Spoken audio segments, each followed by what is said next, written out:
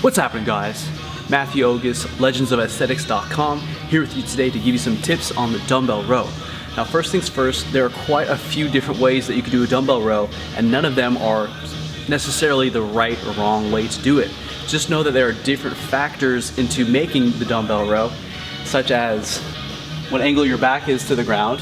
Some people do dumbbell rows standing like this, some people do them bent over like this, and some people do them pretty much horizontal or parallel to the ground like this. Now, things to consider is that the more upright you are, the less range of motion you pretty much have. And the more horizontal or parallel to the ground you are, the greater range of motion that your elbow is going to have from here to here. As you can see, the greater distance you'll be able to pull it, the more horizontal you are. The next thing to consider is where you're rowing in terms of your elbow. Now, you could do rows like this. Say I'm bent over doing rows like this. This is going to hit a lot of my rear delt and upper back, as you can see. If I bring it a little bit lower here, now the emphasis is on right here, this part of the back, a little higher lats, upper back still. Now, if I pull it right here, I'll be hitting really the lats, and if I pull it lower, hitting the lats and the lower lats. The last thing to consider when you're doing your rows is which direction you're pulling it, right? So I may be pulling it this way, I may be pulling it that way, maybe pulling it really far this way. So I can pull it here like this, I can pull it here like this, or I can pull it back here like this. So that's the other variable. It's honestly up to you how you want to combine those variables and do your dumbbell row. Now let's talk about the main principles that you're going to hold constant no matter how you dumbbell row.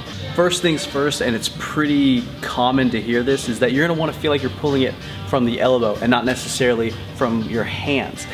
Because when you're pulling with your hands, you're probably going to be pulling a lot with the biceps and a little bit less with the back. So if you kind of mentally visualize that you're pulling it with your lat muscles with your back, you might be able to take some of that off of the biceps, really feel like you're using your hand like a hook, and you're pulling it from this elbow right here, just like this. Another thing is, despite what people may say, don't be afraid to use some straps if your grip is really starting to give up and you want to hit that heavier weight, especially if the goal is hitting your lats, growing your lats, and your hands, your forearms are just totally fatigued.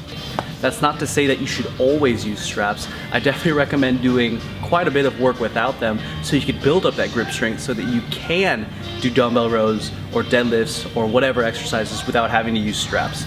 Now, we all hear that you should keep an arch in your back, keep that back straight and so on, things like that.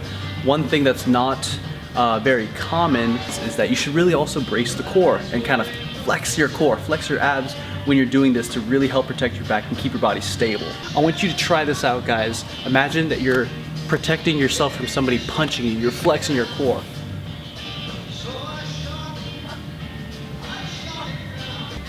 Alright guys, those are my tips for the dumbbell row. There's really no right or wrong way to do it as long as you know what you're actually trying to accomplish and your form complements that. Regardless, you want to control the weight during the negative portion, brace your core, and have fun. Thanks for watching, guys. Matthew Ogus, legendsofesthetics.com.